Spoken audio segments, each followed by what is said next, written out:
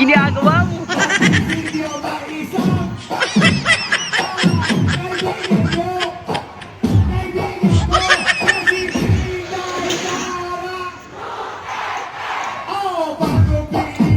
Magaling kang kupal ka.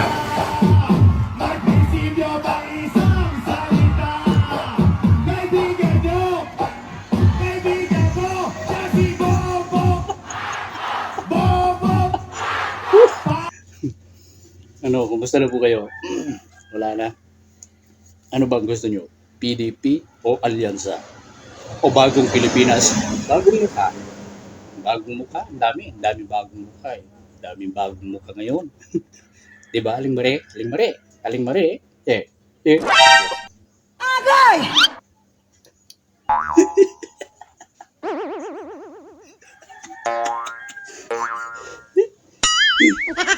Diyos ko po. Yan ang bagong mukha. Ito, iso. Agay! Mapriso ka!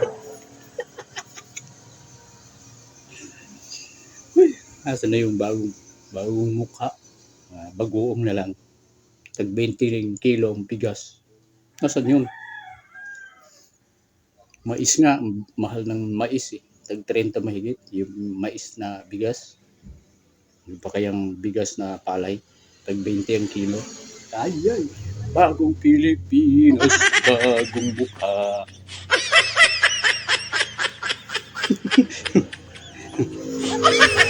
sayang yung panahong nagdaan, yung unity, yung nagkaisa pa yung grupo ni President Bongbong Marcos at ni Vice President Sara Duterte, unity.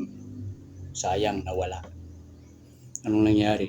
Naging bagong Pilipinas, bagong mukha.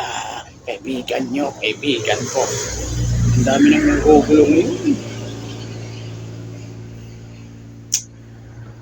Eh kung alyansa, ang iboboto natin, magkakaroon kaya ng bagong Pilipinas, bagong mukha.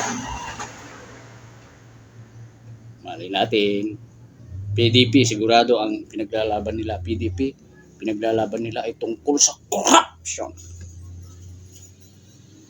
Kaya, itong darating na halalan, tayo ang maging wais